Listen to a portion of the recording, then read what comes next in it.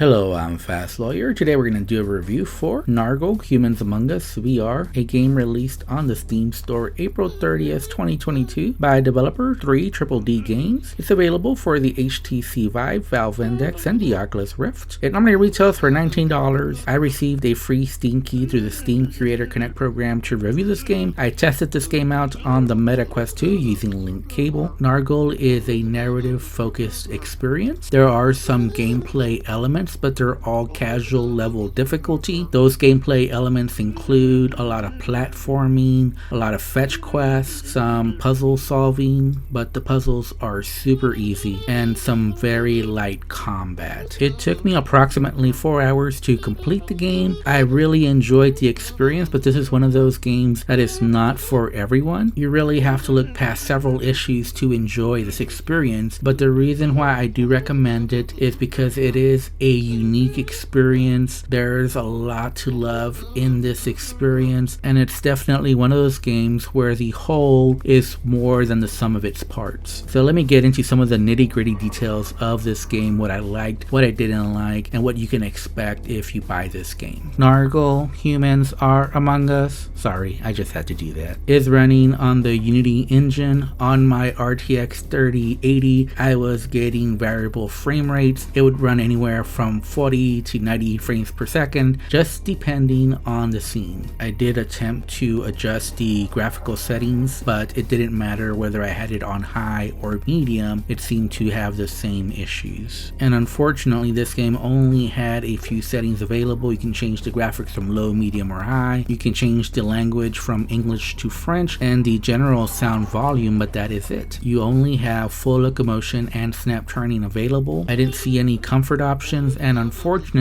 there's no way to adjust height, so I found that I could not play this game seated, and I did have to stand for several portions of this game. I did experience several bugs during my 4 hours of playtime. None of them were game breaking, but I consider a couple of them to be major bugs. The biggest bug I faced was when I found a key to a door. I tried going through the door, but the door closed before I could go through it, and then I just kind of teleported somewhere, and I was just stuck in that area with nowhere to go. I had to quit and restart the game. Luckily, when I did come back to the game, I started where I should have been. There was also a bug with the lighting in some levels where the lighting just looked really bad. It almost had like a double image. And I think in some levels I just died because I went to the edge of a level and I just automatically died without a reason really for it. And I think a lot of the visual glitches are due to the poor optimization. There was a patch, I believe on May 5th, to try to fix the optimization issues, but those issues are still there. But besides the optimization issues, this game overall just has a lot of jank. Opening doors is super clunky. I found it very difficult to open the doors in this game. Going up the ladders is just a matter of using your joystick to go up. You don't actually climb up the ladder. The VR interactions in this game are just poor overall, and unfortunately that does affect the gameplay. The combat here is just super simple, super basic, and just not satisfying or fun whatsoever. You basically just use your staff and just bonk all the crabs in the world, and they just basically just vary in size and how many swings you have to do before you kill them. But the combat stays the same, it just never evolves, so the combat just never feels satisfying. There's a lot of platforming in this game, and again, the platforming is very basic. You never really gain new abilities. There are some variations to the platforming, so at least that part keeps it interesting, but for the most part your power stays the same. You're always doing the same jump. You never get like a double jump or a rocket booster. Basically you're pushing buttons to open up new areas or trying to get around obstacles. The cool thing though is the world level design, the verticality in the maps. It does make the platforming interesting just because of this cool alien world that you're exploring. So while the platforming itself is not all that interesting, the exploration, the verticality, the unique alien world do keep the platforming from getting stale. There's also puzzles in this game, but to be honest, they're very easy. A lot of them are just fetch quests. There are some mazes, but they're super simple. So to summarize all the negatives, there's poor optimization, the game is very buggy, there's a lot of jank as well, the VR interactions are not very good, and all the game gameplay elements are super simple. So why am I recommending this game? Well, in one word, I would say because this game is very unique. Nargul Humans Are Among Us is a VR experience that will literally take you to another world. And it's a world that's very detailed, that is lovingly crafted, and that is a joy to explore. I really enjoyed the narrative, especially as we got deeper into this world and got to know some of the characters, and it really just had the perfect ending that brought it all together for me. Now, I don't want to spoil the story, so I'll just give the setup for the story. Basically, you're an alien who has lost his memory and you're trying to get your memories back, so you're tasked with doing all these chores while you're finding out about the world around you and what's going on. There's a lot of humor in the writing that I really enjoyed, plus there's also alien history based on actual world events that really hooked me even more into the story. Now, technically there are no voiceovers. What you're listening to is gibberish, but the actor who did the alien gibberish did an amazing job. It was really entertaining to listen to, and I also really enjoyed the musical soundtrack to this game. The developer is in a band, he's a keyboardist, and the songs just totally fit this crazy, unique alien world. It's very jovial and it goes along with the vibe the game is going for. So at the end of the day, I loved exploring this world. I enjoyed the narrative, and I just found it to be a very magical VR experience. Only in VR can you experience something like this. So that's the reason why I'm recommending this game and why I'm willing to forgive all its shortcomings, because it is a very unique VR experience, and it is experiences like this that really stand out in my memory, and this is a game that will stand out in my memory just years from now. So if you're interested in these type of narrative experiences and you're okay with putting up with all the negatives I mentioned, then I highly recommend this game for you. And if I have to rate Nargul Humans Are Among Us, I would give it a solid 7 out of 10. Yes, there are lots of negatives in this game, but like I mentioned, the whole is more than the sum of its parts. So yeah, if this game sounds interesting to you, go ahead and go get it. I'm willing to risk my reputation on this game because it is that unique, and I think this is what VR is all about, finding new experiences that you just can't through any other medium. Anyways, I'm Fast Lawyer. If you enjoyed my video review, don't forget to like, comment, and subscribe. And as always, have a wonderful day and enjoy the rest of the video.